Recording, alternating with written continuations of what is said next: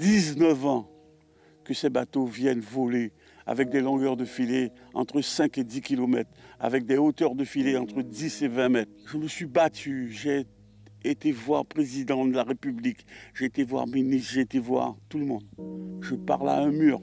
Le vieux marin qui parle était mon père. Toute sa vie de pêcheur, il l'a passé à défendre la pêche en Guyane, qui était pour lui le moyen le plus simple de s'émanciper.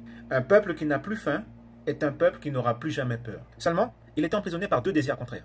Le développement de la pêche guyanaise et son désir de voir la France, 5e puissance mondiale, éradiquer la pêche illégale. Je crois qu'il n'a jamais été écouté. Et un rapport récent sur la pêche illégale en Guyane révèle une augmentation alarmante des navires illégaux, dont la force de pêche a doublé en 10 ans, produisant jusqu'à 4 fois plus que les navires légaux. Ces navires passent plus de temps en mer et utilisent des filets non autorisés, exerçant une pression croissante sur le littoral. La présence des patrouilleurs est jugée insuffisante. Le rapport appelle à une surveillance accrue pour protéger les espèces en déclin, comme les tortues marines, menacées par cette pêche illégale. Tout cela, il le disait déjà.